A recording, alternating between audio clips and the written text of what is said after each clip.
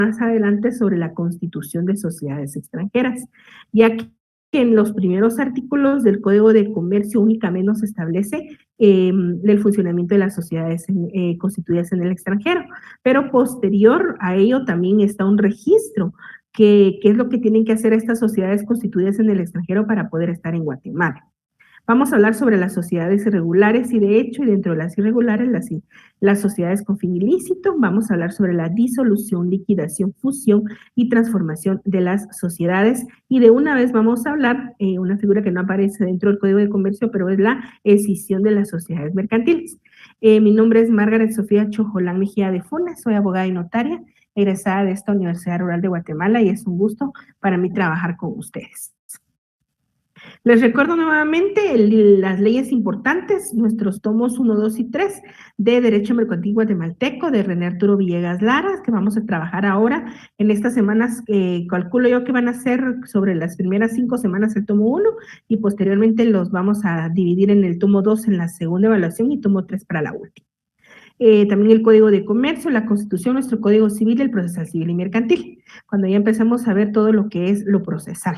Hay un listado mínimo de unas 26 leyes y son aproximadamente unas 14 semanas las que vamos a trabajar, entonces tenemos 2 leyes por semana. Esta semana nos tocaba leer la número 5 y 6, Ley de Sociedades Financieras Privadas y Ley Orgánica del Banco de Guatemala.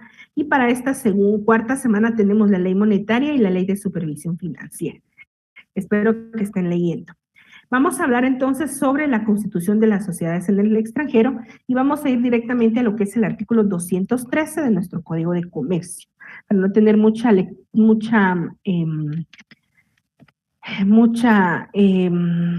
copia ahí de articulado. Entonces, en el artículo 213, ya iniciando, por favor, en clases, decimos sociedades constituidas en el extranjero.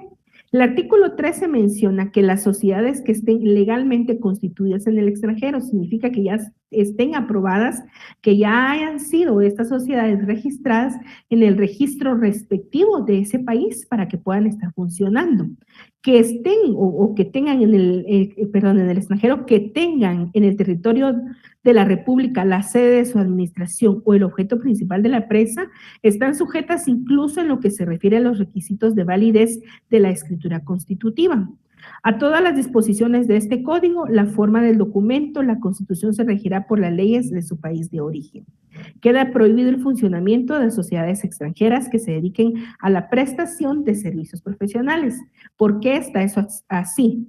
Porque dentro del Estado de Guatemala, la prestación de servicios profesionales, por ejemplo, el servicio que nosotros prestamos a la universidad como docentes es un servicio profesional y no está catalogado como dentro de una actividad comercial. Entonces, prácticamente estos tampoco, las empresas que están constituidas en otros países, pero que prácticamente se dedican a lo que es la prestación de servicios, no pueden funcionar en el país debido a la diferencia que existe acá en Guatemala en la legislación, para cuyo ejercicio se requiere grado, título o diploma universitarios legalmente reconocidos. Muy bien, en el artículo 214 se habla sobre las agencias y los sucursales, los requisitos para obrar en el país. Para operar, ¿verdad? Dice, para que una sociedad legalmente constituida con arreglo a leyes extranjeras pueda establecerse en el país o tener en él sucursales o agencias deberá. Número 1, comprobar que está debidamente constituida de acuerdo con las leyes del país en donde esta empresa ya estuviera trabajando o también hablando de una sociedad.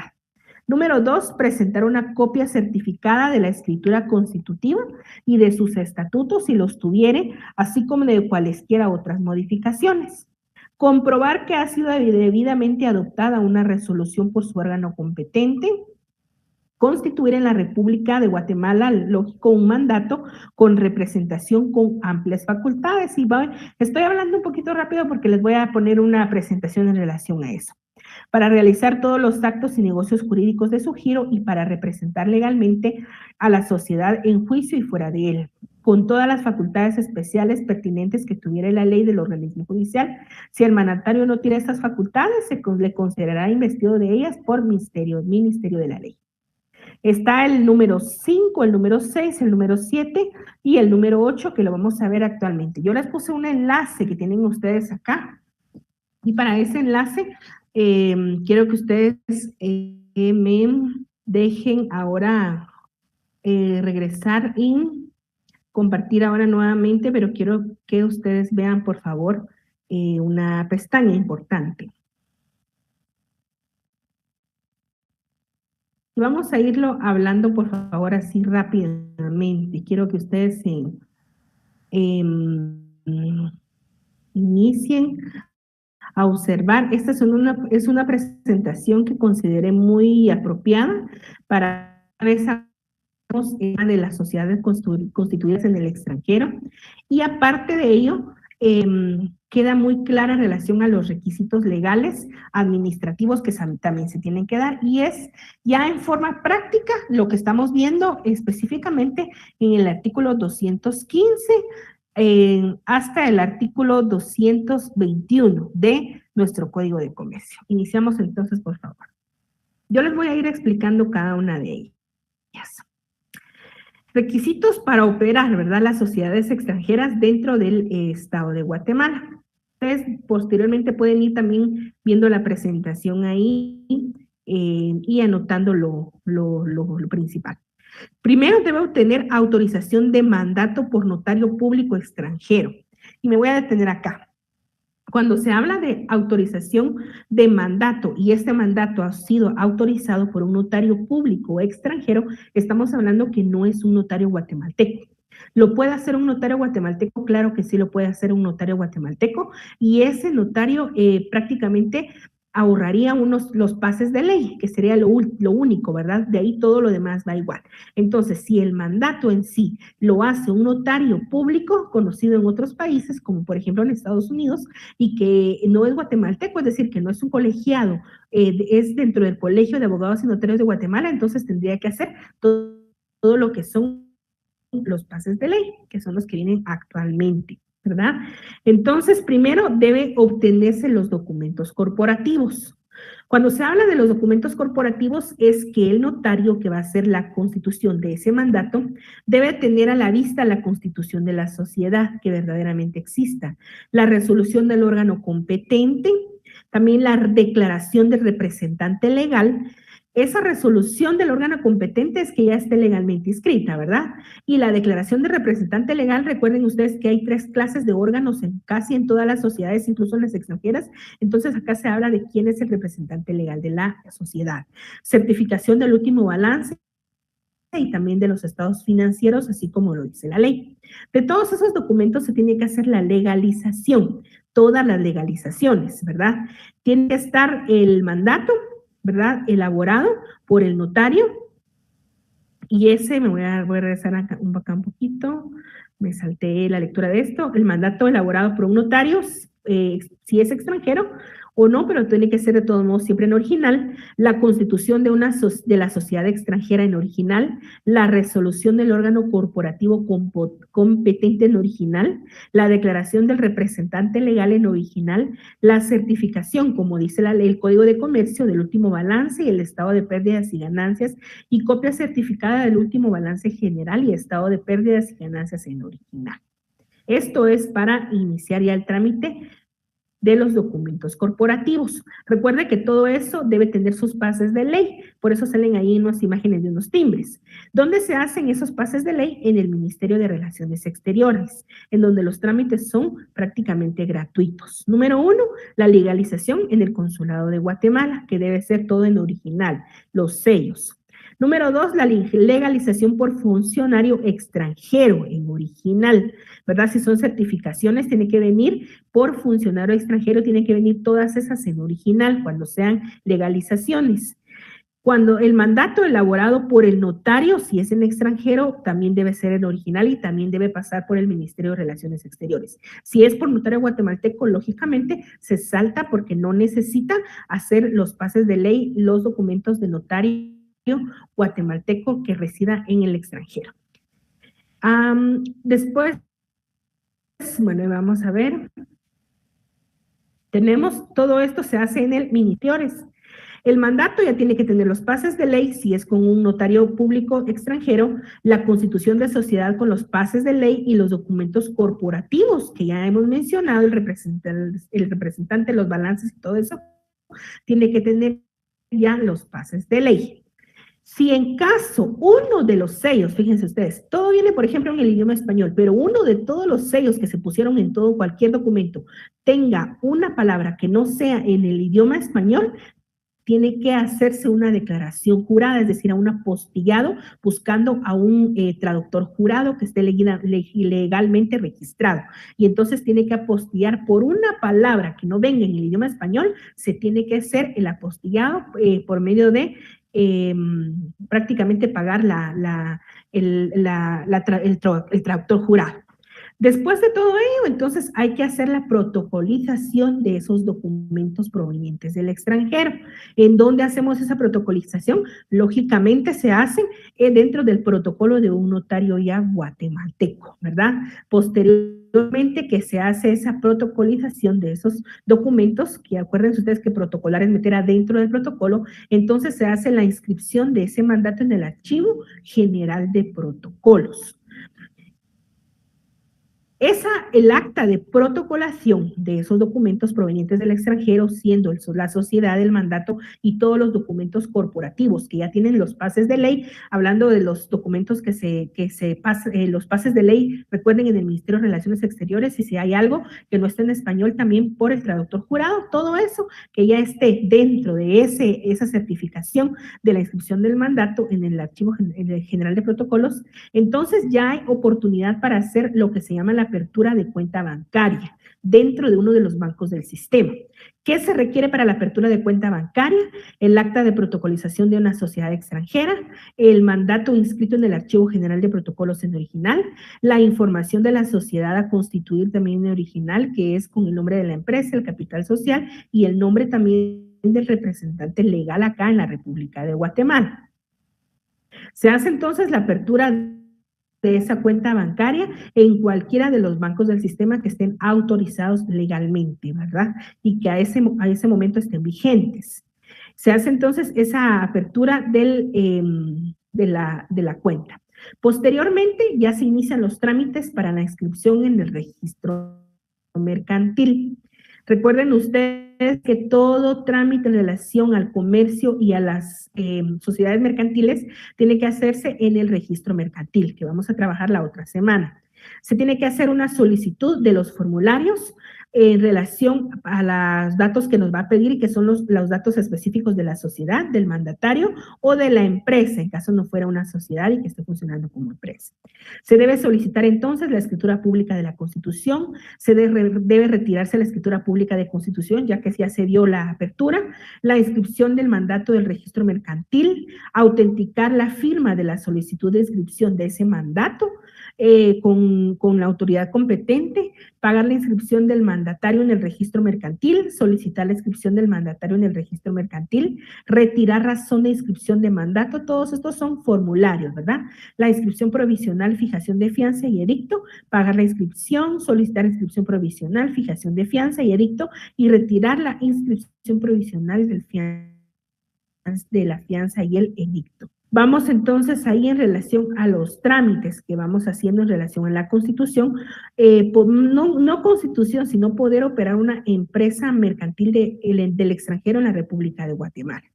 Estas empresas o estos grupos definitivamente tienen que tener solvencia, tiene que hacerse el pago, ¿verdad?, de una fianza específica.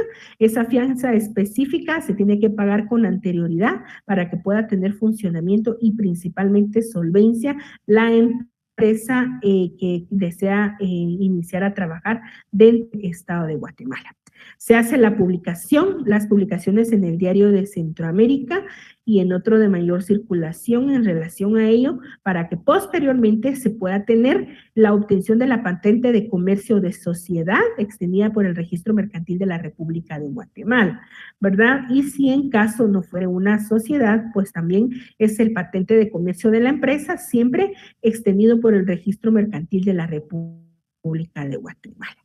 Estas son entonces lo que se tiene que hacer. Posteriormente ya se empieza la habilitación de los libros contables y de registros mercantiles, ¿verdad? Unos se van a hacer en el registro mercantil y otros se van a hacer específicamente en la Superintendencia de Administración Tributaria. Posteriormente a ello, ya que se han entonces autorizado los libros, que ahora la mayoría van a ser todos electrónicos, tenemos ya que ya se puede extender prácticamente el carnet de identificación tributaria a través del registro del RTU, ¿verdad? Y de la inscripción de una empresa mercantil. Entonces, después de eso, hay que solicitar la habilitación de los libros contables y de las facturas pertinentes para que se pueda iniciar ya los trámites ya vigentes y pueda entonces darse la inscripción al final de lo que son las sociedades mercantiles que van a empezar a regir dentro del estado de Guatemala. Ahí estamos entonces frente al primero de los puntos que estamos para tratar hoy. Yo sé que aquí vamos un poquito rápido, sé que ustedes poco a poco tienen que ir leyendo. Fíjense que para aconsejable es que ustedes dentro de lo que es su estudio del derecho privado lean un mínimo de 7 horas diarias, ¿verdad? Se inicia con 7 horas diarias, posteriormente va usted a aumentar sus horas y lo aconsejable es terminar en unos 6 meses leyendo un aproximado de unas 10 horas diarias. Esas 10 horas diarias no deben ser seguidas porque es demasiado cansado y es imposible, pero sí se pueden lograr si con disciplina usted organiza tiempo. Puede hacer unas horas en la mañana, unas horas por la tarde y unas horas en la noche y pues levantarse muy de temprano, ¿verdad? O acostarse muy tarde, también depende el tipo de estudio que a usted le guste hacer. Yo soy de las que prefiero desvelarme y no levantarme temprano y entonces ahí estamos en relación a todo eso, ¿verdad? Muy bien. Vamos entonces a seguir trabajando, por favor, compañeros. Vamos a seguir trabajando en relación a todo eso. Bueno, vamos ahora a hablar sobre las sociedades irregulares y las sociedades de hecho. Y vamos a irnos ahí al artículo 222 del Código de Comercio, a partir del 222. Doctrinariamente, las sociedades mercantiles, ¿verdad? A partir del 222 nos habla de las sociedades con fin ilícito y el 223 de las sociedades irregulares y el 224 de las sociedades de hecho. Sin embargo, doctrinariamente, dentro de las sociedades irregulares vamos a clasificar a las sociedades con fin ilícito y de las sociedades irregulares. Es decir, que las irregulares están en el 222 y en el 223. Sin embargo, hay muchos criterios de varios autores en el derecho mercantil y también usted como estudiante puede formar su criterio en relación a clasificarla no como irregulares y de hecho, sino con fin ilícito, irregulares y de hecho. Sin embargo, vamos a hacer la diferencia entre una y otra.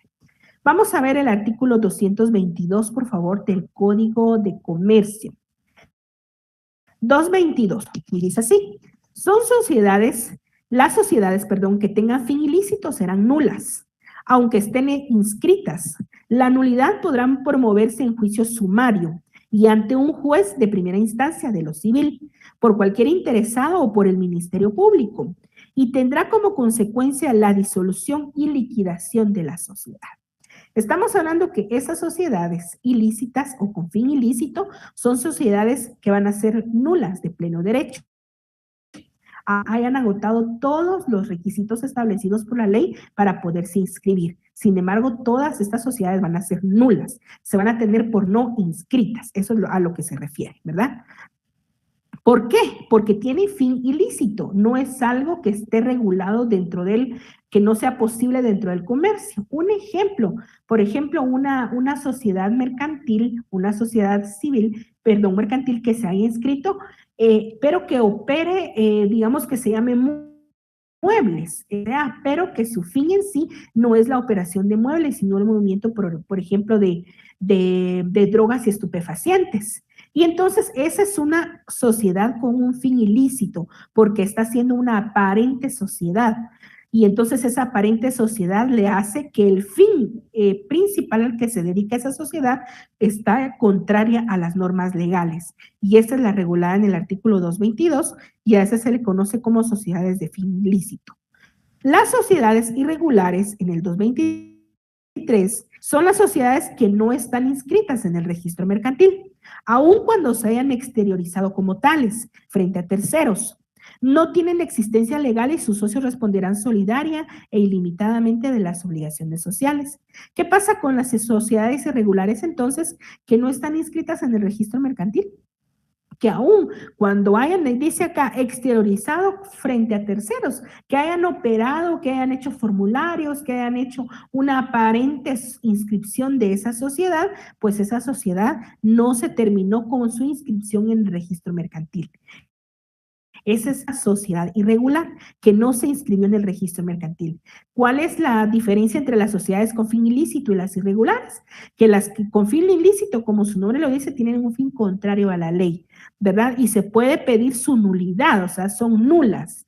Y las sociedades irregulares son las que no terminaron su inscripción en el registro mercantil, pero las personas que adquirieron obligaciones con esa aparente sociedad, entonces van a tener que responder frente a esas obligaciones de forma solidaria e ilimitante, ¿verdad? Es decir, cumplir a cabalidad con las obligaciones que hayan ellos contraído con terceras personas o con acreedores frente a esa aparente sociedad o esta sociedad de hecho. Vamos ahora con las sociedades de hecho. La omisión de la escritura social y de las solemnidades prescritas produce nulidad absoluta. Esa es una nulidad absoluta. Los socios, sin embargo, responderán solidaria e ilimitadamente frente a terceros, con quienes hubieren contratado a nombre y en interés de la sociedad de hecho. ¿Qué es lo que le pasa? Son aquellas, entonces, sociedades de hecho son aquellas que nunca han nacido a la vida jurídica porque no se han constituido mediante una escritura pública y sin ese requisito mínimo no pueden inscribirse en el registro mercantil. Dirán ustedes, entonces son iguales a las irregulares, no porque las sociedades irregulares tienen una escritura constitutiva, sin embargo las de hecho nunca llegaron a ser una escritura constitutiva, es decir, que no cumplieron con las formalidades que establece nuestro Código de Comercio para poder ser una sociedad mercantil legal. Ahí estamos enfrente a estas sociedades. Cuando se dice qué clases de sociedades hay en mercantiles hay en Guatemala, unos clasifican dentro de las 6 que ya hemos estudiado desde la semana pasada, otros dicen no, hay más porque hay de fin ilícito, irregulares y de hecho. Hay quienes agregan estas 3. Sin embargo, cualquiera de las 6 sociedades, hablando de la comandita simple, comandita por acciones, la responsabilidad limitada, la anónima, todas ellas pueden aparentemente funcionar y dentro de ellas puede encontrarse una sociedad con fin ilícito, porque puede ser una anónima que tenga un fin ilícito, es nula, y se tiene que pedir, ¿verdad?, que se anule de pleno derecho, y eso sí, aquí literalmente sí lo va a hacer el Ministerio Público, no como en otros cuerpos legales que cuando dice Ministerio Público se entiende que es la Procuraduría General de la Nación, no, acá sí es el Ministerio Público. Y entonces también una sociedad anónima o colectiva en comandante simple puede ser una sociedad irregular, puede ser una sociedad con fin ilícito o puede ser una sociedad de hecho, ¿verdad? Entonces cualquiera de las 6 sociedades, incluso la de emprendimiento, puede ser una de estas. Y aquí menciono con exclusividad, ¿verdad? Lo que se refiere a las sociedades de emprendimiento, que es la última. No entraría dentro de las sociedades de hecho. Recuerden ustedes que las sociedades de emprendimiento no tienen la obligación de constituirse en una escritura pública, sino lo hacen por medio de formularios. Entonces ahí tendríamos que excluir dentro de estas sociedades de hecho las sociedades de emprendimiento. Pasamos ahora a otro tema que es sobre la disolución y liquidación de las sociedades. Y hablamos desde el artículo 225 al artículo 255 del Código de Comercio. Espero que ustedes hayan leído muy detenidamente estos artículos, ya que estos artículos prácticamente son la base para que usted me pueda entender lo que yo estoy diciendo. Lo que usted leyó en 10 minutos, yo se lo voy a explicar en pocos minutos, ¿verdad? Pero usted puede hacer las anotaciones muy comprensivas. Vamos a hablar ahora sobre la disolución y la liquidación de las sociedades. Empezamos hablando primero de la disolución. Vamos a separar el esto con la disolución de la liquidación. Vamos con la disolución. La disolución entonces de sociedades, si usted quiere leer ahí conmigo, la sociedad mercantil, por ser una persona jurídica, al igual que una persona individual, tiene un periodo de vida, es decir, que puede en algún momento dejar de existir, ¿verdad? Que se inicia al estar definitivamente en el registro mercantil. Desde ese momento inicia la vida de esa sociedad mercantil, cuando se inscribe en el registro mercantil y se principia entonces a extinguir cuando hay una disolución de esta sociedad mercantil. Para que se dé la disolución requiere la presencia de una causa prevista en la ley o en el contrato social. ¿Qué significa esto? Que se requiere la presencia de una causa prevista en la ley, es decir, de las que ya están previstas en los articulados que ustedes ya leyeron. Por ejemplo, en el artículo 226 dice que son causas para la exclusión de uno de los socios, la condena por falsedad o por el delito contra la propiedad, la quiebra. Imagínense que hay una quiebra total de esa sociedad, entonces definitivamente también es causa de una disolución, o la interdicción declarada judicialmente por alguno de los comerciantes. Es un ejemplo muy vago en relación a esto. Entonces, se inicia y definitivamente puede haber una disolución total o parcial de estas sociedades mercantiles, ¿verdad? Se inicia entonces cuando se inscribe en el registro mercantil y se puede extinguir cuando ya se va a disolver. Vamos en que si se disuelve, puede ser con una causa prevista en la ley o en el contrato social. Puede ser que en el contrato de sociedad diga que, con un ejemplo, ¿verdad? Que cuando ya que se inició los accionistas fundadores son 10 y que de una vez diga la escritura de constitución de la sociedad que si, por ejemplo, se llegan a quedar únicamente 4 de los socios fundadores, que es una causa de disolución total de la sociedad. Entonces, ahí está frente a lo que ya está estipulado en el contrato social. O sea, que todo hecho que afecte la existencia jurídica de la sociedad se conoce como causa de disolución de una sociedad mercantil. Las causas de disolución las podríamos clasificar desde 2 puntos de vista, si son las que están remarcadas. Según la fuente de donde provienen, pueden ser voluntarias y pueden ser legales. En las primeras o las voluntarias surgen de la voluntad de los socios expresadas en el contrato, como por ejemplo que digan eso, lo que yo les dije anteriormente, que si por ejemplo de los 10 socios fundadores se vayan a quedar únicamente 4, que es una causa para la disolución. Estamos hablando ahí frente a una causa o una causa voluntaria de disolución escrita en el contrato por los socios. Y las segundas son las que están previstas ya en la ley, ¿verdad? Por ejemplo, dentro de las que están, cuando hay una exclusión o separación de los socios. Y vamos a ver qué diferencia entre una exclusión y una separación de los socios. Según que afecten a determinado tipo de sociedad o a todas las sociedades, pueden ser especiales o pueden ser generales. Si afectan a toda la sociedad y a todas las sociedades, si fueren varias, entonces pueden ser especiales cuando afecten a una y pueden ser generales cuando afecten a todas las sociedades o todas las empresas. Hay 2 tipos entonces de disolución de sociedades. Primero, la disolución parcial. ¿Cuándo hay una disolución parcial? Cuando no se va a terminar en sí la sociedad, pero va a producir ciertas mutaciones o cambios en su existencia jurídica, no siendo en realidad por ahí una verdadera disolución, porque va a continuar la sociedad, sino solo que uno de los socios, por ejemplo, se va a excluir o se va a separar de la sociedad.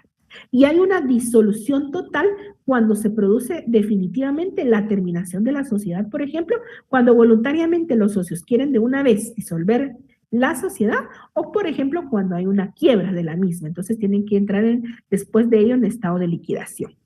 Dentro de la disolución parcial, en 2 casos está contemplada legalmente la disolución parcial de una sociedad. Y si usted leyó sus artículos en casa, la van a identificar muy rápido. Primero se da por exclusión o por separación de uno o más socios. Por exclusión es cuando el socio es retirado de la sociedad por incurrir en infracción al contenido de la escritura constitutiva o lo que establece nuestro Código de Comercio. Exclusión, el socio no se quiere retirar.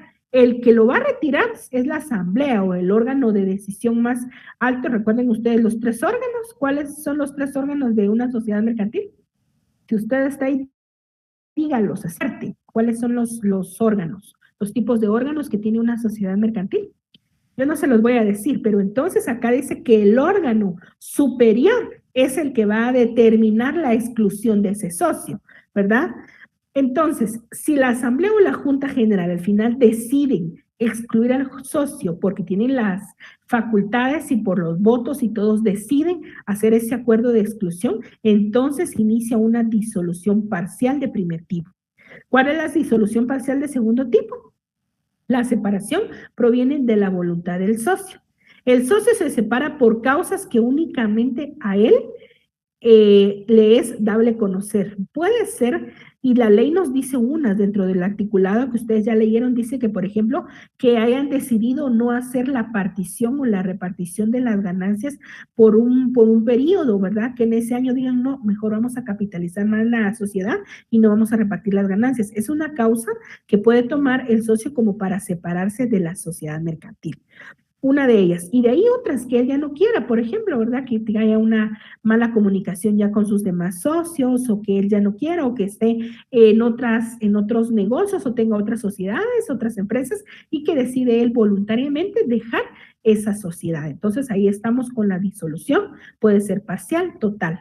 Hay dos clases de disolución parcial. Por exclusión, sacan al socio. Él no se quiere ir, separación, el socio se va, aunque los demás quieran que él se quede. La exclusión se produce entonces cuando un socio comete un acto contrario a la ley o al acuerdo social. Hay causas de exclusión que operan para todo tipo de sociedades y son las contenidas en el artículo 29 y 9 del Código de Comercio, las que se refieren principalmente a la negativa injustificada del pago del aporte, ¿verdad? Del aporte que tienen que dar a la sociedad, o el uso indebido de la razón social o de la denominación social. Si lo está usando indebidamente es causa de exclusión. Asimismo, la comisión de actos fraudulentos o dolosos contra la sociedad en cualquiera de sus formas son causas de exclusión conforme al artículo 226 del Código de Comercio, que fueron las tres causas que leímos anteriormente. ¿Cuál va a ser el procedimiento de exclusión? El acuerdo de exclusión debe ser tomado por la mayoría de socios reunidos para ese efecto. En la junta de socios que decide la exclusión, el socio afectado no puede votar, pero sí tiene voz. Es decir, puede defenderse, ya que nadie puede ser condenado sin ser oído. El acuerdo de exclusión deberá ser comunicado al socio, debe quedar, ¿verdad?, por escrito, quien tiene un plazo de 30 días para presentar oposición en juicio sumario ante el juez de primera instancia civil. Recuerden ustedes que nuestro Código Procesal Civil y Mercantil, así se llama el Decreto Ley 107. Código Procesal Civil y Mercantil. Entonces, todos los procedimientos mercantiles, como no tenemos un Código Procesal de Comercio, nos vamos a remitir inmediatamente al Código de Procesal Civil y Mercantil, y entonces específicamente el juicio que se usa es dentro del juicio sumario, ¿verdad? Entonces, tiene 30 días para acudir ante el juicio sumario y hacer valer su derecho para que no pueda ser excluido de la sociedad mercantil. La separación proviene del socio y se origina en actos en los que no puede responsabilizársele a él. Las accionadas, ¿verdad?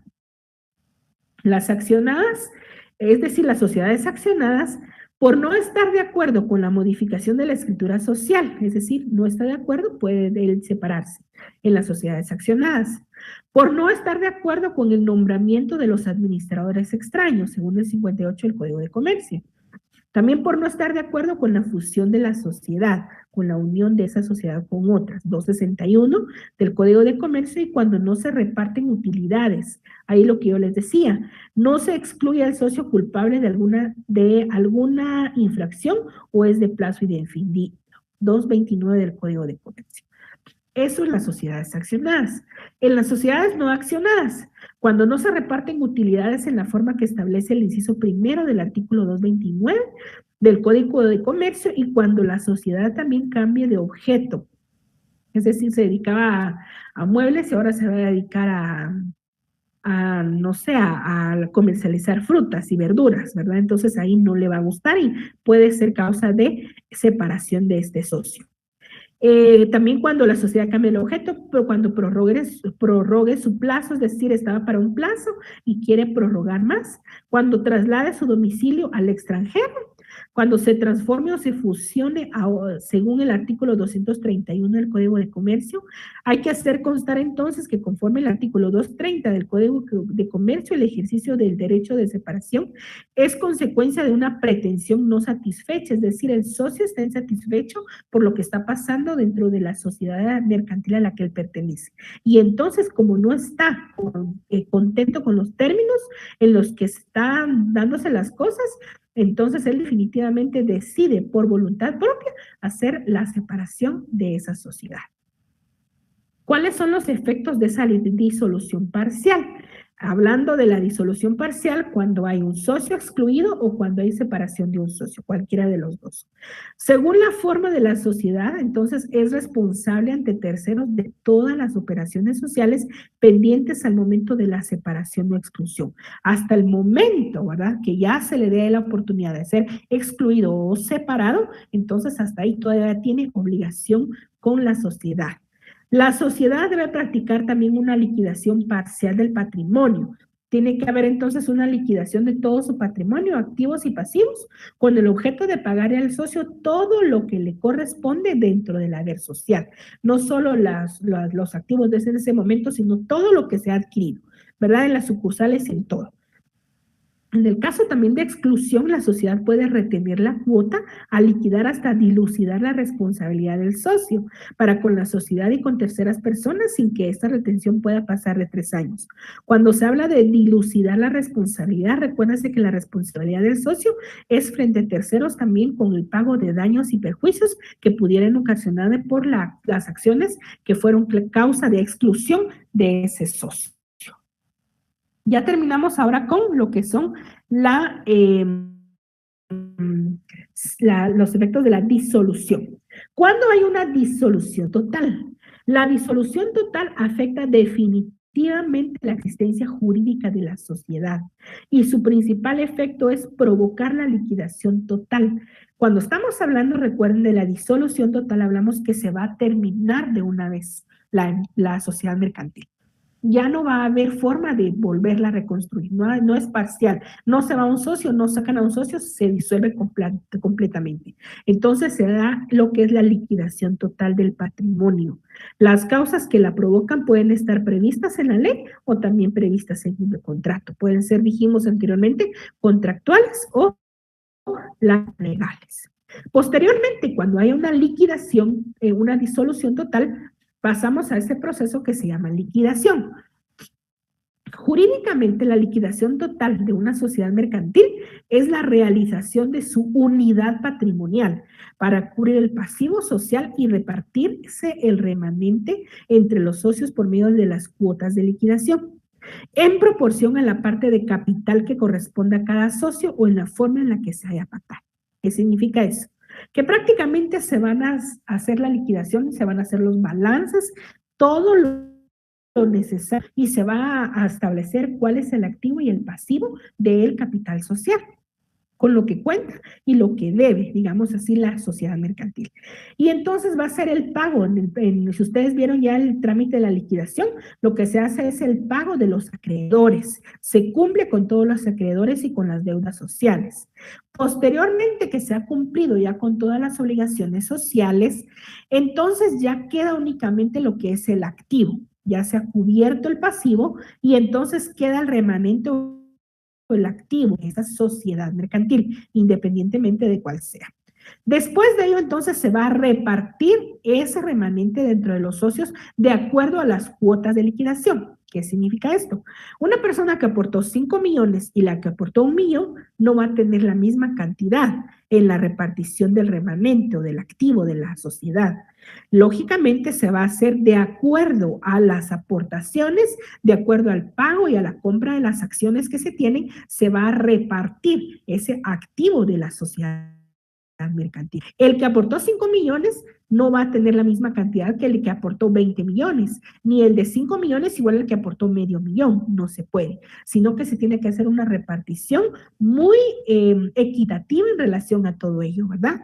Dice también acá, en proporción a la parte del capital que corresponde a cada socio o en la forma en la que se haya pactado. Si dentro de la escritura de la sociedad al momento de constituirse, de una vez se dio la forma de la liquidación, de hecho ahí va de una vez, por ejemplo, que se va a pagar el 20% igual para todos los socios y después el otro 20% en lo que se va así liquidando el patrimonio, porque acuérdense ustedes que hay que vender, hay que justipreciar los bienes, por ejemplo, inmuebles que se tienen, porque si no se logra vender hay que justipreciarlo, es decir, cuánto valor tiene para que entre dentro de las cuotas, como que fueran cuotas efectivas. Entonces también tiene que hacerse la justipreciación de esos bienes. Entonces, puede ser como corresponde a cada socio o en la forma en la que se haya pactado en la escritura. Por eso la constitución de una escritura, miren, cuando ustedes estén ejerciendo como notarios ya y cuando les lleguen a buscar a ustedes una persona y esa persona les diga a ustedes que les quiere una escritura para la constitución de una sociedad mercantil, hay que hacerlas muy bien, hay que redactarlas con todo lo necesario, hay que tomarse el tiempo, no vaya a pensar usted que son de acá esas escrituras fáciles que lleguen a nuestra oficina y las hacemos así ya y empezamos y trabajamos y regresen, o si no, espérenme unos 15 minutos, aquí tenemos todo. No, es muy diferente. Hay que hacer incluso la apertura de una cuenta y todo vamos a irlo viendo posteriormente más adelante cuando veamos las obligaciones de los comerciantes específicamente en el registro mercantil. La sociedad de liquidación conserva su calidad de persona jurídica, es decir, va a seguir funcionando como persona jurídica durante el plazo en el que debe liquidarse, el que no debe exceder de 1 año y debe agregarse a la denominación o a la razón social, o sea, cómo se llama la empresa, las palabras en liquidación, es decir, sociedad anónima en liquidación, ¿verdad? Aparte del objeto social. Pago de las obligaciones sociales. La ley establece el orden que los liquidadores deben observar en el pago de las acreedurías, ¿verdad? O sea, lo que se debe de una sociedad para garantizar equidad en la liquidación. Según el artículo 248, primero tienen que hacerse los gastos de liquidación, después las deudas de la sociedad, después los aportes de los socios, ya va con los socios, y por último, las utilidades. Cuando hablemos de gastos de liquidación, tiene que quedar todo líquido, empezando con salarios, empezando con préstamos, empezando con todo, ¿verdad? Todo lo que se tiene. Después, las deudas de la sociedad con los acreedores definitivamente se tiene que cumplir. Después se pagan los aportes de los socios y por último, se reparten las utilidades.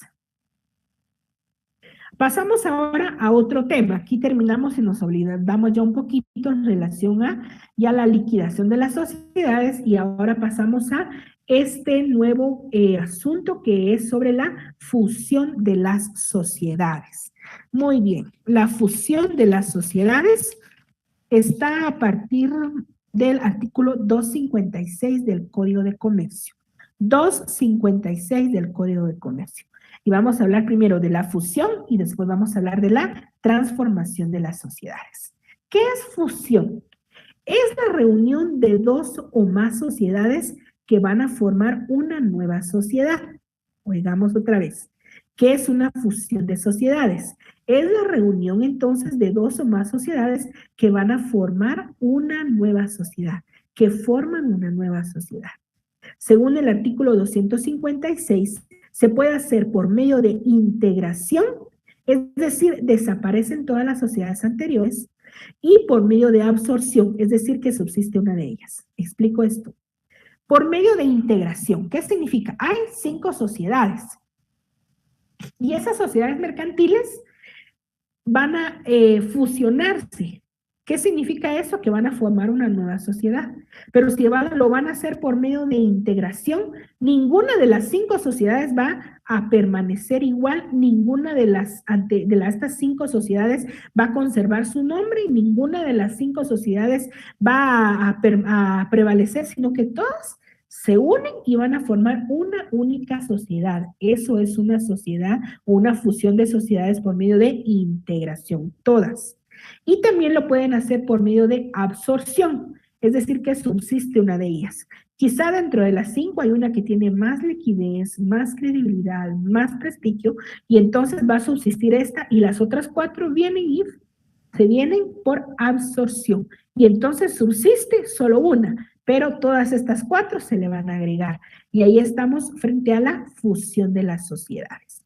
Leamos en el artículo 256, por favor. Dice, la fusión de varias sociedades puede llevarse a cabo en cualquiera de estas formas. Por la creación de una nueva sociedad y la disolución de todas. Ahí de una vez póngale usted por integración, ¿verdad? En esa anótele el numeral 1 ahí con su lapicero por integración. Las anteriores que se integren a la nueva. Número 2, por absorción de una o varias sociedades por otra, lo que produce la disolución de aquellas, y solo esa va a subsistir. En todo caso, la nueva sociedad o aquella que ha absorbido a las otras adquiere los derechos y obligaciones de las sociedades disueltas. Todos los derechos, todas las obligaciones que tenían las otras sociedades van a quedar unidas en la nueva sociedad o en la otra que las absorbió, ¿verdad? Eso nos dice el artículo 256. ¿Cuáles son los efectos de la fusión de las sociedades mercantiles? Con relación a los socios se produce la reunión de un solo grupo humano. Con relación a los socios. Los socios de las 5 sociedades mercantiles, el ejemplo que les estoy poniendo, se van a quedar, es decir, todos esos socios producen la reunión de un mismo grupo humano. La asamblea general de cada una de ellas va a ser ahora una sola asamblea. La junta general de cada una de ellas ahora va a ser una sola junta general, ya no van a ser varias. Ni van a haber juntas y asambleas, no van a tener, depende de la que subsistió, si es accionada o no accionada, va a haber un grupo humano, ¿verdad? ¿Cómo se llama ese órgano? A ver, díganme, ¿órgano de qué? Recuerden que hay 3 órganos de las sociedades mercantiles, ¿cómo se llama ese órgano? Con relación al patrimonio y al capital, se unifican en una sola unidad económica. No van a haber 5 capitales constituidos, no. Esos 5 sociedades que se van a fusionar por integración o por absorción van a formar un único patrimonio. Ahí es unidad económica. Las relaciones activas y pasivas de las sociedades que desaparecen con motivos de la fusión se trasladan a la sociedad resultante o a la sociedad que subsiste. Es decir, las relaciones activas y pasivas, tanto los acreedores como los deudores de las sociedades que se han unido o que se han hecho fusión, tanto por absorción como por integración, dijimos entonces que van y se trasladan a la sociedad que haya resultado la nueva o la que haya subsistido y la otra las haya absorbido, ¿verdad? Entonces esos son los efectos de la fusión. ¿De dónde están esos efectos? En toda la lectura de todo el articulado, que ustedes ya hicieron en casa así rápidamente, ¿verdad?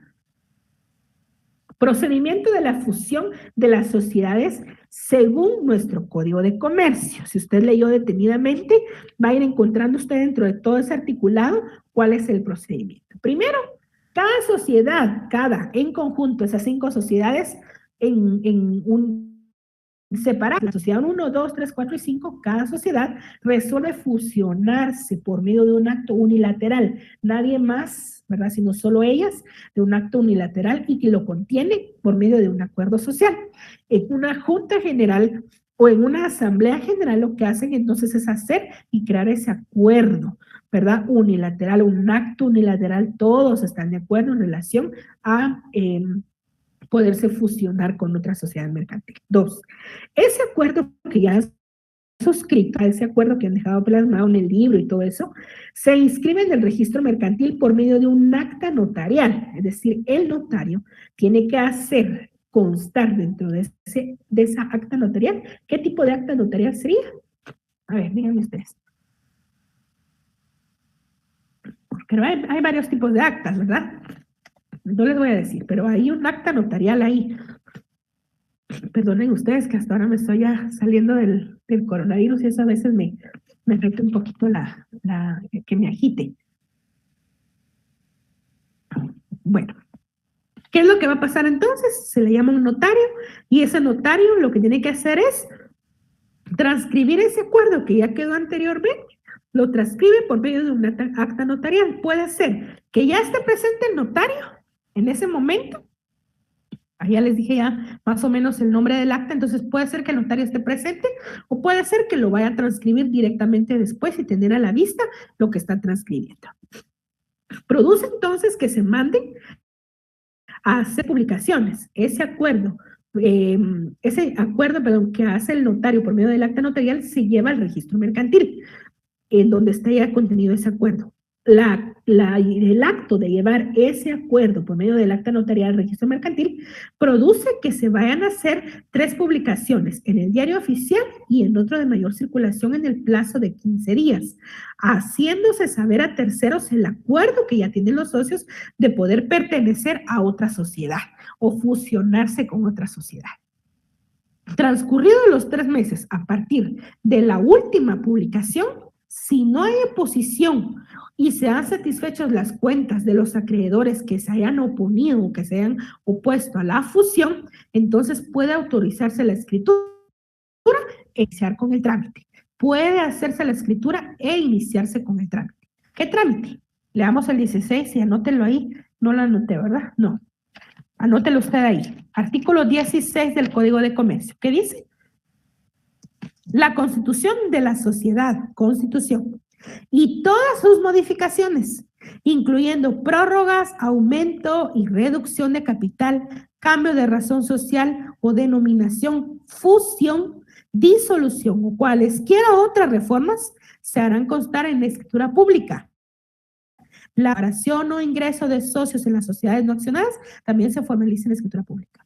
Salvo en las sociedades por acciones, la modificación de la escritura constitutiva requerirá el voto unánime de los socios. Sin embargo, podrá pactarse que la escritura social pueda modificarse por resolución. Veamos el 17. El testimonio de la escritura, ¿de qué escritura? De la que está en el 16, constitutiva, el de ampliación. ¿Y qué más dice? Sus modificaciones. Por ejemplo, el acuerdo de una fusión deberá presentarse al registro mercantil dentro del mes siguiente a la fecha de la escritura y de ahí se inicia nuevamente el procedimiento de la inscripción. Vamos ahí bien, ¿verdad? Entonces, ahí está el trámite resumido en pocos puntos de lo que es el procedimiento de una fusión de sociedades según nuestro Código de Comercio. Fusión. Ahora vamos con la transformación. Artículo 262. Regresemos, por favor, al artículo 262. Dice el artículo 262, transformación. Las sociedades constituidas conforme a este código, o sea, el de comercio, pueden transformarse en cualquier otra clase de sociedad mercantil, cualquiera. La sociedad transformada mantiene la misma personalidad jurídica de la sociedad original. En la transformación de sociedades se aplicarán las disposiciones contenidas en el 258, 259, 260 y 261 de este código. Es decir, en cuanto al trámite y todo eso, ¿verdad? Entonces, las sociedades, dice el 262, constituidas conforme a dicho código, pueden transformarse en cualquier otro tipo de sociedad mercantil, manteniendo su misma personalidad jurídica. Otros tipos de transformaciones que se daban en relación a las sociedades mercantiles eran de sociedad civil a sociedad mercantil. De sociedad civil a sociedad mercantil. Anteriormente no existía el Código de Comercio, entonces veamos la disposición de la norma transitoria número 6 del Código de Comercio. Esas están en las últimas páginas. Número 6, antes de lo que es la sociedad de emprendimiento que tenemos ahora, ¿verdad? Miren lo que dice el número 6. Las sociedades constituidas en forma civil y que tengan con fines de comercio, el comercio en cualquiera de sus formas o actividades respectivas, gozarán del plazo de 1 año a partir de la vigencia de este código para transformarse en sociedades mercantiles y quedan obligadas a la inscripción en el registro mercantil en la forma que establece el artículo 2. Si tales sociedades no procediesen a su reorganización en forma mercantil, quedarán sujetas a las disposiciones de este código relativos a la sociedad colectiva. El 59 en adelante, ¿verdad? Entonces esto lo dice la disposición transitoria número 6 del Código de Comercio. Era otro tipo de transformación. Por si alguien les pregunta qué tipo de transformación, las sociedades entre sí se puede, y si le preguntan, bueno, ¿y se puede transformar una sociedad civil a una sociedad mercantil? Sí, sí se puede, ¿verdad? Incluso anteriormente era obligatorio hacerlo, se les dio un plazo a todas esas sociedades, usted le dice la norma transitoria 6 del Código de Comercio. Cuando se modifica, número 2, cuando se modifica su estructura constitutiva, por ejemplo, eso es una transformación de sociedad de tipo doctrinaria. Ejemplo, si se tiene una administración individual y se pasa a una administración colegiada, es decir, una administración individual, una persona era quien ejercía la administración.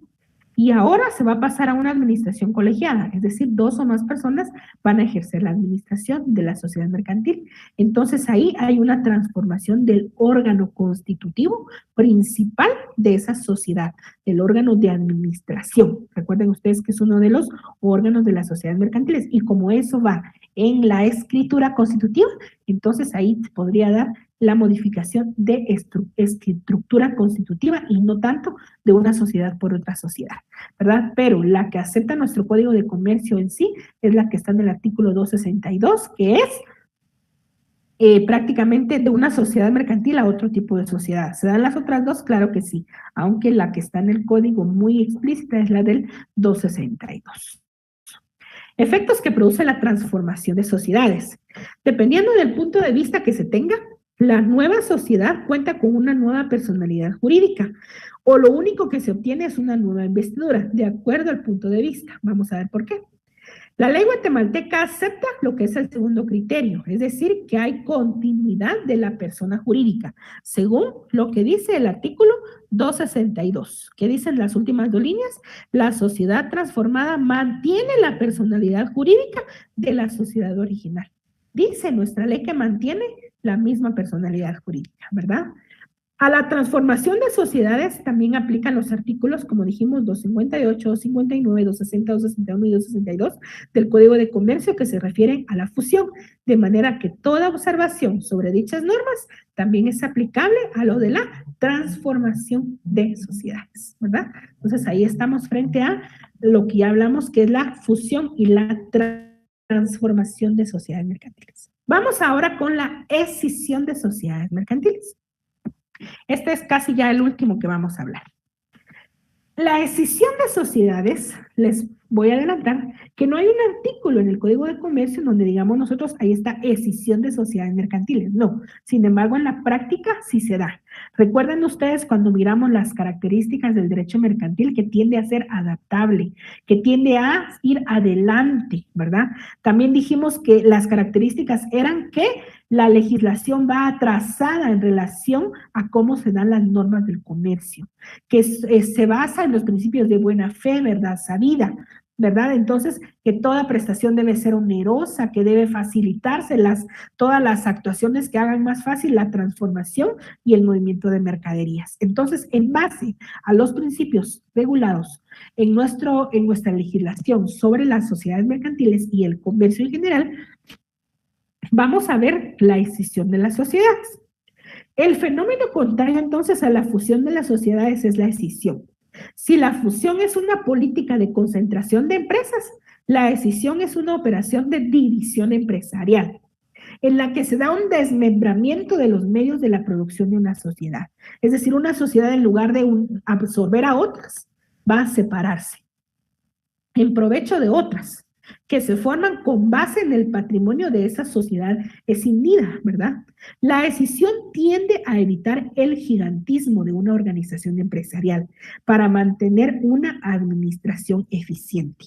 ¿Qué es lo que se hace entonces en lugar de unirse más sociedades mercantiles? Esa sociedad se va a separar, ¿verdad? Se va a separar. Imaginemos nosotros acá en Guatemala hay muchas sociedades que han hecho eso.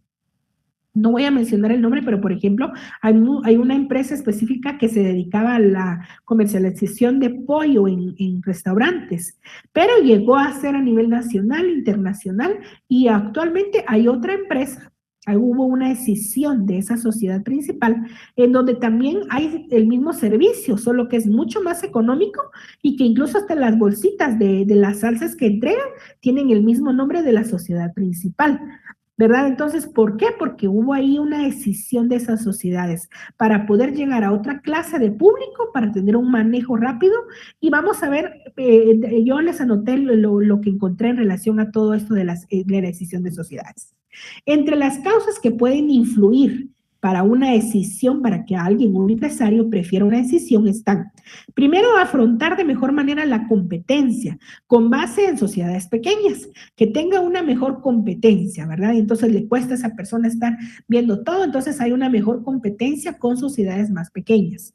No son distintos socios, ojo ahí, no hay distintos socios, los socios son los mismos, no van a vender ellos, no.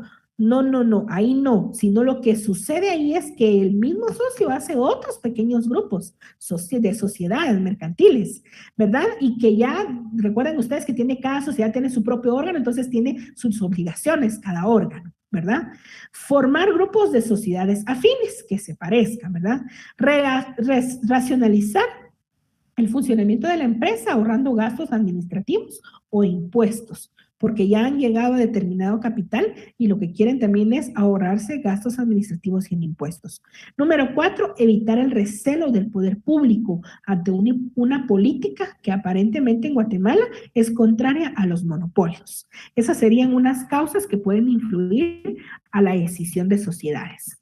La decisión puede conseguir los siguientes resultados. Primero, el crecimiento del tráfico comercial de las sociedades mediante la diversificación de las actividades mercantiles. Digamos, hay una empresa también muy conocida a nivel nacional que se dedicaba, pues tiene un nombre, que se dedicaba específicamente a la producción de una cerveza, pero después de ello también se dedicó a la elaboración de productos alimenticios, de productos de grano, de productos para elaborar atoles y para pastas y todo eso. Y entonces hay muchas sociedades que están incluso, fíjense que en la misma bodega están representadas todas esas sociedades. Hubo escisión de sociedades, ahorran porque hay una bodega gigante que ellos, por ejemplo, pagan o construyen bodegas gigantes en donde funciona cada sociedad en donde hubo escisión, es decir, una de esas pequeñas sociedades, pero tiene sus propias oficinas, su propia ruta en relación a los vehículos y todo eso, pero hay un crecimiento evidente del tráfico comercial, porque cada una de estas pequeñas empresas se dedica a lo único que le toca hacer, ¿verdad? Ampliar sus mercados en razón de que cada sociedad se dedicará a uno en particular en forma más técnica y más apropiada. La sociedad matriz y sus socios generan un crecimiento patrimonial como efecto de la multiplicación. Como dice, esta sociedad que era matriz, o sea, la más grande, y sus socios generan un crecimiento patrimonial porque estas sociedades pequeñas empiezan a crecer más y más y empiezan a volverse grandes sociedades también. Entonces hay un efecto de multiplicación. El fenómeno de la escisión no se encuentra, dijimos, regulado en el derecho guatemalteco, pero no es prohibido llevarlo a cabo. Es tarea del notario ser muy cuidadoso para formular una o más escrituras que recojan adecuadamente las intenciones de los socios al momento de hacer todo lo relacionado a las sociedades. No solo a la escisión, a la fusión, transformación, a la ampliación del capital, todo eso. Fíjense que está muy complicado, ¿verdad? Tenemos que leer mucho, tenemos que aprender haciendo muchas cosas, ¿verdad? La lectura y el estudio es una cosa y el campo en el derecho es otra. Y debemos de tener mucha práctica y sobre todo jamás abandonar la lectura. Dentro de las formas de decisión que encontramos de forma doctrinaria, no les puedo decir legales porque no están en la ley, está una falsa decisión. Ocurre cuando una sociedad cede parte de su patrimonio a otra, que se transforma, la que le devuelve acciones o cuotas de capital, según el caso. En esta forma, la sociedad matriz sigue existiendo. Esto se da mucho, por ejemplo, cuando es un negocio familiar y cuando esa sociedad, ¿verdad? Ya dentro de la sociedad mercantil, uno de los socios quiere o los socios quieren, por ejemplo, dejarle a los hijos una sociedad mercantil y entonces lo que ocurre es que le dan parte del patrimonio como parte de una herencia para que ellos puedan y empiecen a hacer y a formar y a acrecentar una nueva sociedad mercantil, siempre existiendo esa sociedad matriz. Escisión pura en que la sociedad matriz se extingue de su patrimonio de liquidación y se forman otras. ¿Qué significa? Que esa sociedad Se parten muchas otras sociedades y esa sociedad que da el capital o su patrimonio ya no existe. Ya se hacen otras pequeñas, pero esa ya no subsiste. Entonces hay una escisión pura y la falsa escisión cuando la principal sociedad o la sociedad matriz sigue existiendo. Dentro de los requisitos que están para su trámite están, primero, la copia autorizada y autenticada del acta de máximo órgano social. ¿Quién es el máximo órgano social? Dijimos, dentro de los 3 órganos, hay uno que toma todas las decisiones, ¿verdad? Puede ser una junta general o una asamblea general, ¿verdad? Es el máximo órgano social donde conste que se tomó la decisión de escindirse esa sociedad, ¿verdad? Es decir, formar otra sociedad. Estados financieros extraordinarios de esa sociedad, los estatutos sociales que se tienen que ser aprobados, la publicación en el diario oficial, los estados financieros de esas ambas, y volvamos nuevamente al artículo número 16 de nuestro Código de Comercio, que lo tenemos que tener muy presente para todo. Solemnidad de la sociedad. Veamos, la constitución de la sociedad y todas sus modificaciones. Todas sus modificaciones. Por ejemplo, una escisión, ¿verdad? Incluyendo prórrogas, aumento, reducción de capital, cambio de razón social o denominación, fusión, disolución o cualquiera otras reformas o ampliaciones se harán constar ¿en dónde? En la escritura pública. La separación o ingresos de socios en las sociedades no accionadas también se formalizarán en la escritura pública. 17. El testimonio de la escritura constitutiva de ampliación y todas sus modificaciones deberán presentarse en el registro mercantil dentro del mes siguiente a la fecha de la escritura. ¿Qué pasa si no la escriben? ¿Qué clase de sociedades? Ya las vimos hace un ratito. ¿Qué clase de sociedades? Digan ustedes. Eso ya lo tienen ustedes que tener. Muy bien. Ahí estamos entonces frente a estas sociedades. Fíjense que voy a de una vez a dar las lecturas. Ya tenemos 26, 36, ya tenemos 15 minutos. Dentro de las lecturas obligatorias para la clase número 4, la semana número 4, están, yo no estoy haciendo el orden de mis contenidos. Yo tengo que guiar mis contenidos de acuerdo al orden de del video de 15 minutos que ya está previamente grabado, ¿verdad? Entonces, yo llevo el orden que la compañera hizo anteriormente y que en esos videos ya quedaron grabados del semestre pasado. Entonces, yo estoy acomodando mis temas a eso y estoy incluso reforzando y agregando unas cositas más que creo que son importantes y haciéndoles unos documentos para que ustedes, pues las diapositivas más que todo para que ustedes se apoyen. Vamos a trabajar la otra semana auxiliares del comerciante, que viene del artículo 263 al artículo 331 del Código de Comercio. Posteriormente vamos a empezar con las obligaciones profesionales del comerciante, que está del artículo 332 hasta el artículo 351. Es decir, que vamos a leer del 263 seguido hasta el 351. De ahí aparece todo lo que son otras obligaciones, títulos de crédito, todo eso, pero según el video de la semana número 4, se salta hasta la empresa mercantil. Entonces voy a trabajar la empresa mercantil. No tengan pena que igual vamos a agotar todo el contenido. En la empresa mercantil y sus elementos, que está regulado del artículo 655 al 667.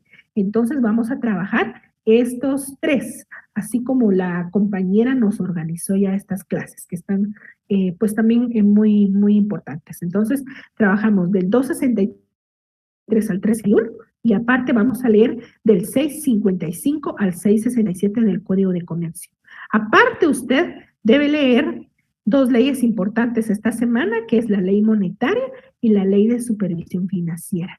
Aparte, usted debe leer en su tomo número 1 de Villegas Lara, tiene que leer todo lo que habla sobre auxiliares del comerciante, va a leer todo lo que es el registro mercantil y lo va a leer también lo de la empresa mercantil y sus elementos.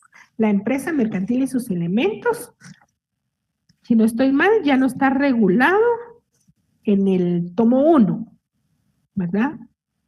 Así, todavía, con eso termina. Con eso termina el tomo 1, con la empresa mercantil. Y con eso terminaríamos. Esto solo nos quedaría pendiente un tema más, que es específicamente lo que es las sociedades especiales. Vamos a ver si están dentro de los videos, y si no, lo vamos a ir dejando eso un poquito de último cuando ya tengamos avanzado nuestros temas en mercantil. Entonces, esto es para esta semana número 4. Aprovechen a leer. Les digo, empiecen a leer todos los días. Empiecen a leer todos los días, desde el día domingo, que es la clase. Empiecen a leer, si están cansados, lean 2 horas. Si están medio cansados, lean 3 horas, porque así se les quita un poquito menos el cansancio. Y ahí el día lunes, lean sus 5 horas, el día martes 6 horas, se está agregando. Lean, por favor, el bien es para usted, no solo para responder preguntas, sino definitivamente el bien es para que usted sea un profesional competitivo. ¿Qué preguntas vamos a hacer? ¿Cuál es el procedimiento para la autorización del funcionamiento de una sociedad extranjera en Guatemala? Ahí está el link, haga su esquema, por favor. ¿Cuál es la diferencia entre sociedad irregular y una sociedad de hecho? Fácil. ¿Cuál es el fundamento legal de una sociedad de hecho? Perdón, ahí se me fue una S. ¿Qué entiende por disolución de sociedades mercantiles? Fácil. ¿Qué tipo de disoluciones de sociedades existen en Guatemala? Eso ahorita usted lo pudiera responder. ¿Qué entiende por exclusión de un socio frente a una sociedad mercantil? Fundamentos. Fácil también.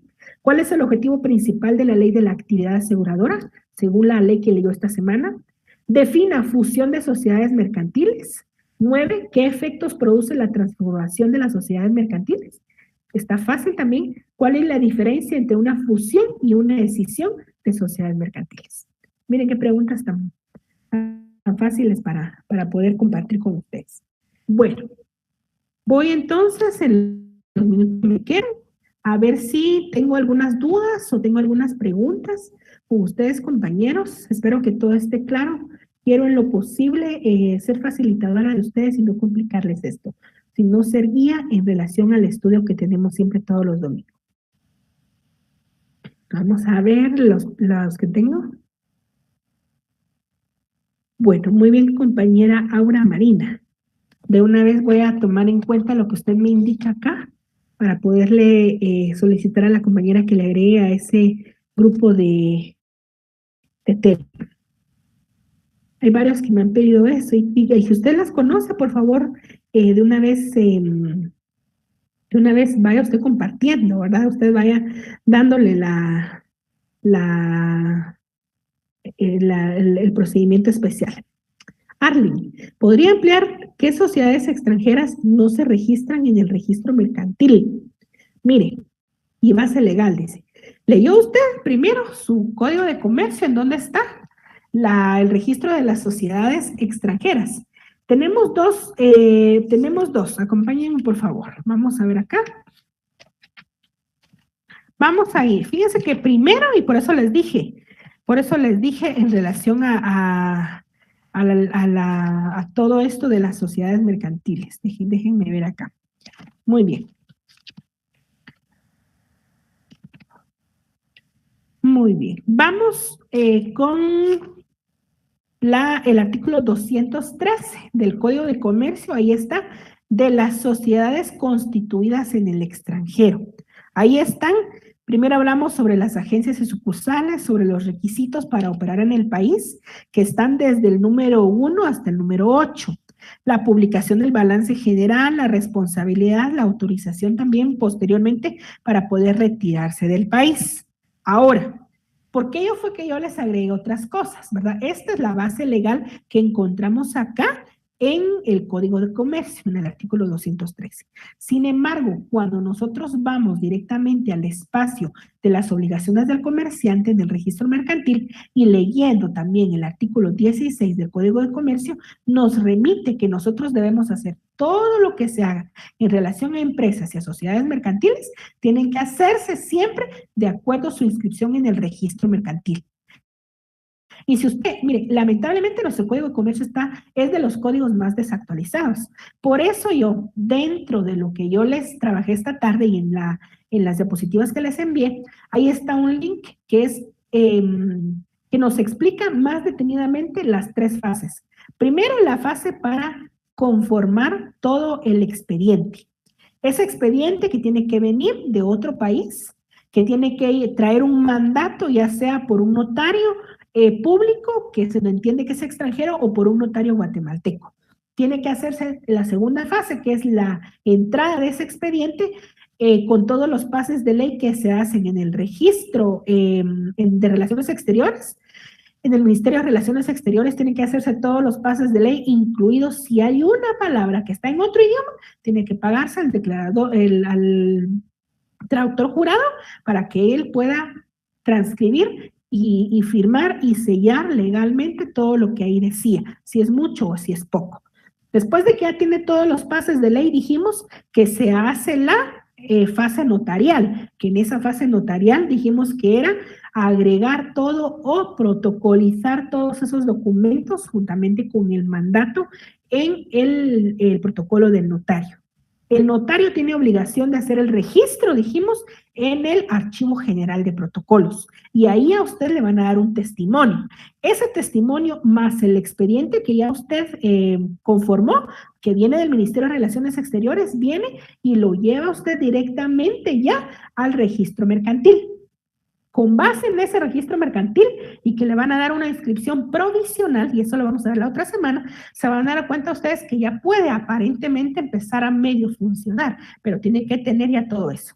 Se dan todos los documentos, al darse los documentos se hacen las publicaciones, al agotarse las publicaciones, prácticamente... Ahorita voy, compañeros.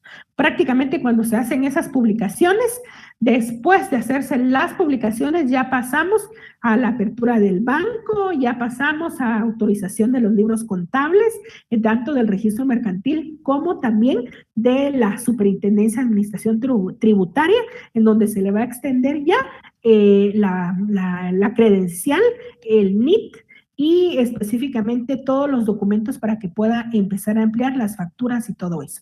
Entonces, ahí estamos.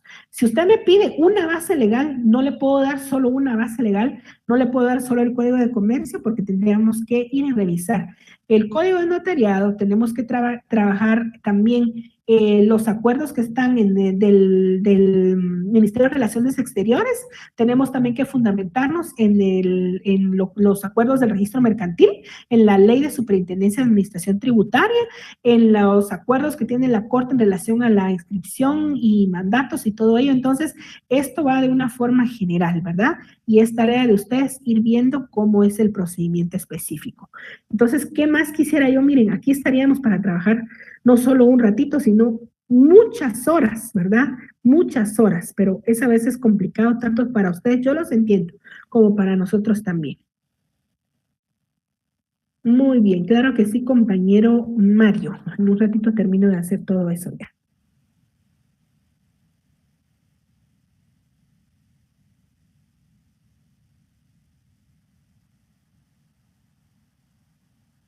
Bueno, información de cómo ingresar a las reuniones virtuales por medio de Google. Fíjese que no sé, yo grabo las clases todas las semanas, quedan grabadas, pero le voy a preguntar a mi monitora cómo es que ustedes pueden volver a ver la clase, ¿verdad? No sé cómo. Y para saber el código link de las pruebas y tareas, gracias. Tareas todavía no se han publicado, ya se les van a publicar la primera tarea. Y las pruebas, pues es como ustedes trabajan anteriormente, se les va a habilitar a ustedes el espacio, el día, la hora para que ustedes puedan ingresar al examen, solo que les recomiendo tengan internet, tengan energía eléctrica y tengan seguridad que no van a perder el enlace, porque si se va la luz automáticamente, se hace como que usted terminó el examen y ahí queda, aunque haya iniciado solo 5 minutos de la hora que le vayan a dar, ¿verdad? Entonces, por favor, solo ir a un lugar donde tengan energía y donde tengan internet seguro y con buena señal, ¿verdad? Y donde usted ya haya trabajado sus preguntas y donde usted ya haya puesto atención a las conferencias, porque les recuerdo que ahora las preguntas van a ser las que yo les estoy agregando en mis presentaciones y también preguntas que yo les puedo hacer de lo que yo les he explicado en clase. Las que están en los videos pregrabados ya solo son para refuerzo, ¿sí? Eso es información que me imagino ya vieron ustedes. Entonces, estar bien conectados para que no tengan ninguna pregunta, ¿no? Sí, la confusión de las sociedades extranjeras que no son bancos. Nada que ver aquí con los bancos, por favor. Recuerden ustedes, y por eso les dije, aquí queda pendiente un tema que es sobre las sociedades anónimas especiales. Recuerden ustedes que dijimos en la clase anterior que las sociedades anónimas especiales se les llama anónimas especiales porque tienen una ley especial. Y dentro de eso está, por ejemplo, las sociedades bancarias, ¿verdad? Entonces, hay una ley que ustedes no sé si ya la leyeron o la leen en estos días, pero habla sobre todo esto de las sociedades, los grupos financieros y bancarios, ¿verdad? Entonces, ahí no tiene nada que ver las sociedades de los bancos ni los grupos financieros, sino una sociedad mercantil, incluso también empresa mercantil, es el mismo trato. Nada que ver aquí bancos, por favor, ahí eso sí es esa parte. Las presentaciones, claro que sí, compañera Gladys, yo se las voy a ir compartiendo. Muy bien, yo le voy a compartir. En la presentación va el link. Si no está en letra azul, solo lo copia y lo pega en el buscador y definitivamente ahí lo puede agregar. Muy bien, otra compañera, Agner. Yo también en un ratito agrego su número de teléfono para que la compañera lo pueda agregar a ese grupo de Telegram. Igual el compañero Alan. Y de una vez ahorita voy a ver cómo hago para no quedarles mal con eso a ustedes.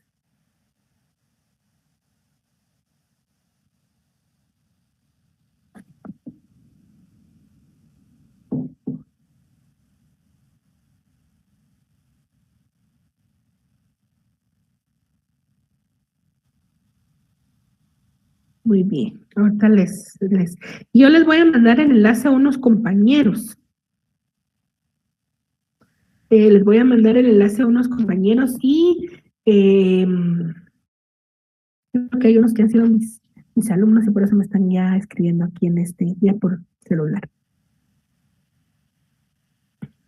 Y yo les mando a los que les voy a estar mandando ahorita, de una les voy a mandar la de la 1, 2 y 3.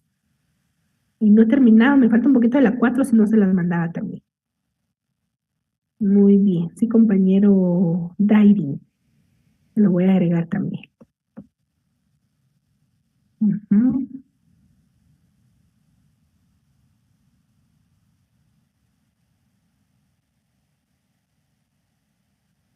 La clase del día jueves es la misma del domingo pasado, solo que no teníamos energía eléctrica varios docentes y por eso fue que en el área donde vivimos y por eso fue que no hubo clase, pero la del jueves es la misma del domingo pasado, o sea es la clase 2.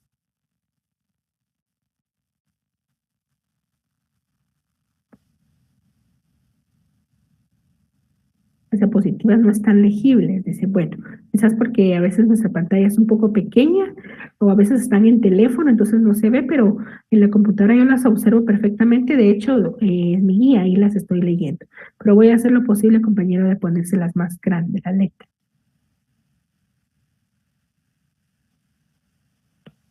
Muy bien, bueno, estamos entonces casi por ya mi horario. Me piden información sobre parciales. Así rápido les indico a ustedes de las preguntas que ustedes tienen. Prácticamente de las preguntas que tienen de mis presentaciones, de mi clase, ¿verdad? Yo creo que la mayoría la tienen porque le toma captura. Entonces van a ser los exámenes de las 10 preguntas que yo les agrego y aparte de otras que yo les puedo hacer de lo que yo he hablado con ustedes en clase, es decir, de lo que yo les he explicado. Así que a poner atención y a estar presentes en clase para que ustedes puedan responder. No son preguntas difíciles y voy a estar recalcando mucho en ciertos artículos, en ciertos puntos, para que usted recuerde, eso sí lo dijo la licenciada, y si no lo estudió, pues ya es asunto de usted, pero va a decir usted, eso siempre lo dijo, ese artículo siempre lo mencionó, eso siempre lo dijo, incluso dijo ahí, búsquenlo ustedes o miren ustedes ahí cómo lo encuentran, ¿verdad? Entonces voy a estar tratando de recalcar mis preguntas extras para que ustedes sepan cuáles.